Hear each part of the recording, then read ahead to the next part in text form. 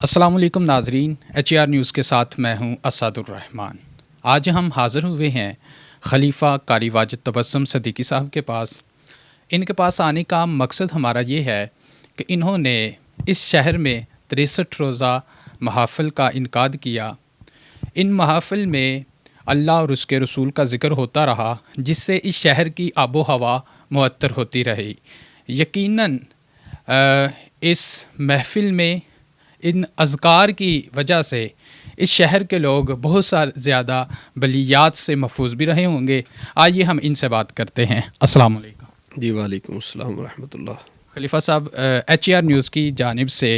ہم آپ کو مبارکباد پیش کرتے ہیں جو آپ نے 63 روزہ محفل کا انعقاد کیا ہے۔ مبارکباد قبول کیجیے۔ جی خیر مبارک جناب۔ اچھا علامہ صاحب، سب سے پہلی بات یہ ہے، یہ جو آپ نے 63 روزہ محفل کا انعقاد کیا ہے، یہ جو ہندسہ ہے 63 کا، اس کی کیا وجہ ہے؟ جی سب سے پہلے تو محترم اسد الرحمان صاحب، آپ کا اور آپ کے چینل کا شکریہ کہ آپ ہمارے پاس تشریف لائے اور ان محافل کے حوالہ سے آپ آج پروگرام ریکارڈ کر رہے ہیں۔ بات یہ ہے کہ ہمارے پیارے نبی صلی اللہ تعالیٰ علیہ وسلم نے جو اس دنیا میں ظاہری عمر مبارک گزاری ہے، وہ آپ کی حیات مبارکہ یعنی آپ کی عمر مبارکہ 63 سالوں پر مشتمل ہے۔ تو ہم چونکہ نبی علیہ الصلاۃ والسلام سے محبت کرنے والے ہیں اور ہم اپنے ہر عمل میں کوشش کرتے ہیں کہ رسول اللہ صلی اللہ علیہ وسلم کی نسبت شامل کی جائے،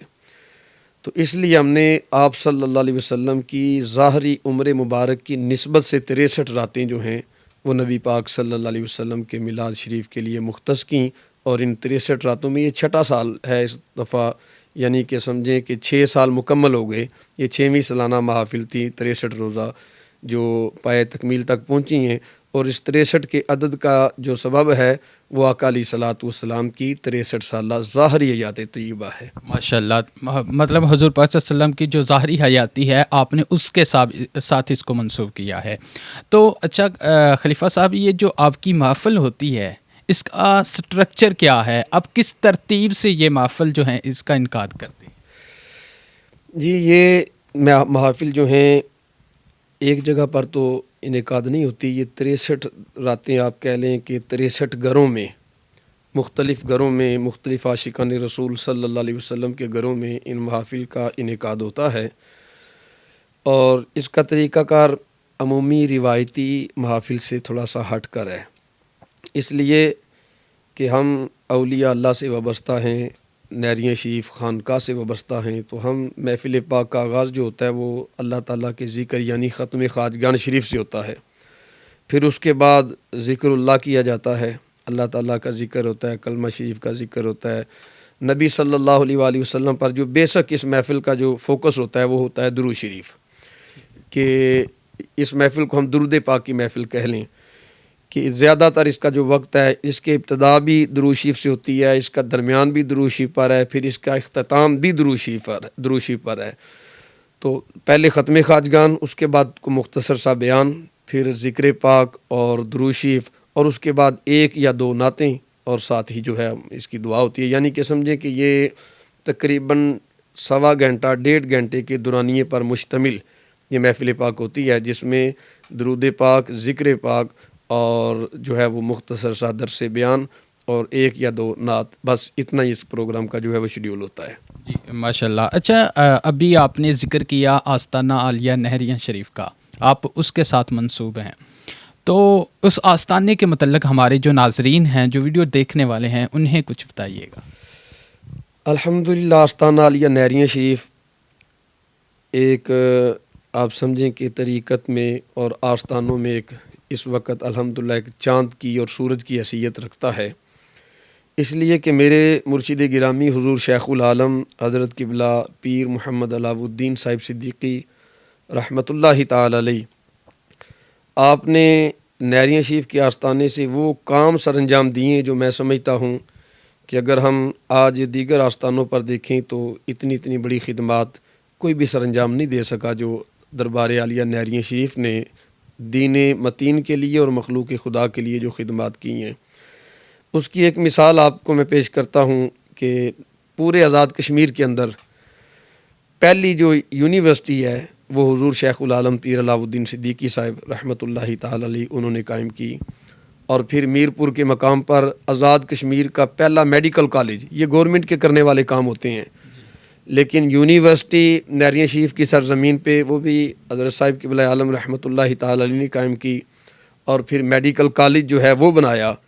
اور اس کے علاوہ سینکڑوں جگہوں پر مختلف شہروں میں، مختلف قصبوں میں، مختلف دیہاتوں میں مساجد بنائیں، مدارس بنائے، اور اس کے علاوہ بہت سے فلاحی رفائی ادارے جو ہیں وہ آپ نے قائم کیے، سکول بنائے، کالجز بنائے، آزاد کشمیر کے اندر بچیوں کے کالجز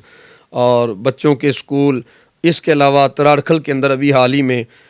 آپ کا ایک منصوبہ جو آپ کی حیات میں مکمل نہیں ہو سکا تھا، آپ کے جانشین حضرت قبلہ ڈاکٹر پیر سلطان العارفین صاحب صدیقی دامت برکاتہم العالیہ، آپ کے زیر سایہ وہ پائے تکمیل تک پہنچا ہے۔ اب تراڑکھل اور اس سارے علاقے میں بہترین نوعیت کا وہ اسپتال ہے جو مخلوق خدا کی خدمت میں دن رات کوشاں ہے۔ اسی طرح زلزلہ زدگان، سیلاب زدگان جب یہ آفتیں قدرتی ہمارے اوپر نازل ہوئیں تو اس وقت بھی حضور شیخ العالم حضرت پیر محمد علاؤ الدین صاحب صدیقی رحمۃ اللہ تعالی علیہ نے ان متاثرہ علاقوں میں کئی بستیاں قائم کیں، کئی لوگوں کو مکان بنا کر دی، اور کئی جگہ ایسی تھیں راجن پور کے علاقے میں جہاں پینے کا پانی لوگوں کے پاس موجود نہیں تھا، دستیاب نہیں تھا، تو کئی کلومیٹر تک لمبی پائپ لانے پانی کی جو ہیں وہ بچھا کر لوگوں کو گھروں میں پانی پہنچایا۔ یوں آپ کہہ سکتے ہیں کہ دربار عالیہ نیریاں شریف سے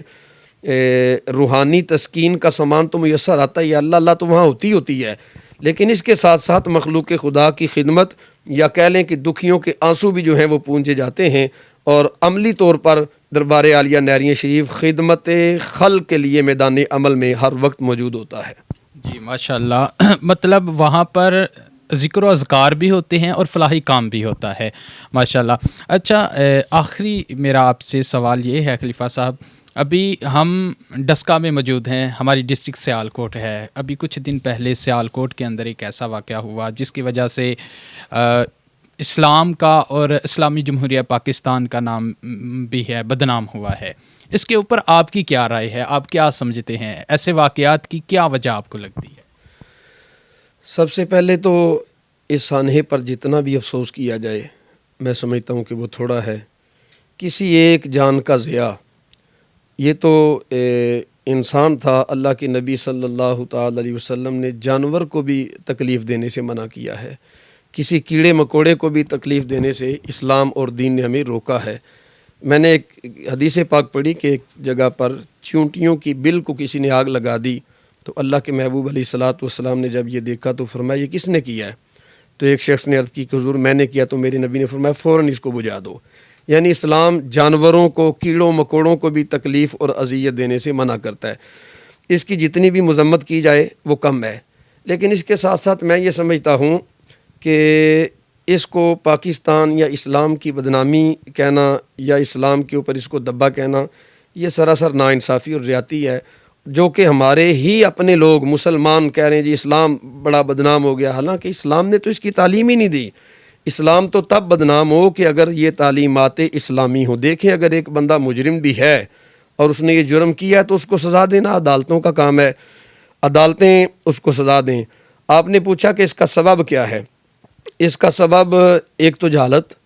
اور دوسرا میرے نظر میں جو اس کا سب سے بڑا سبب ہے وہ ہے پاکستان کے اندر نظام عدل کا نہ ہونا۔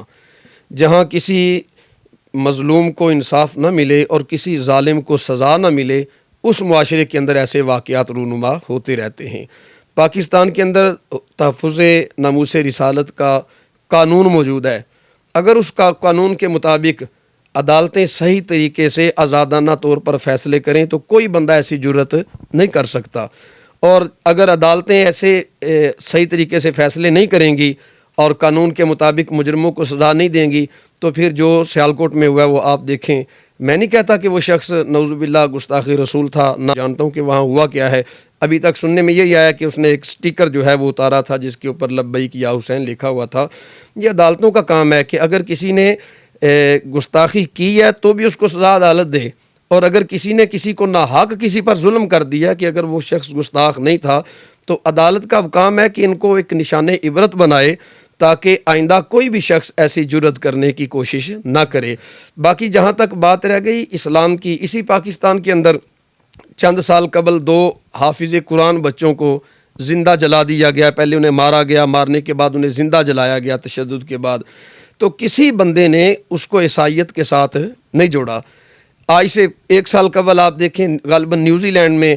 50 کے قریب نماز پڑھتے ہوئے مسلمان نمازیوں کو گولیاں مار کر شہید کر دیا گیا، لیکن اس کو کسی مذہب کے ساتھ جوڑا نہیں گیا۔ اسی طرح برما کے اندر آپ دیکھ لیں، اور مختلف جگہوں پہ مسلمان کٹ رہے ہیں،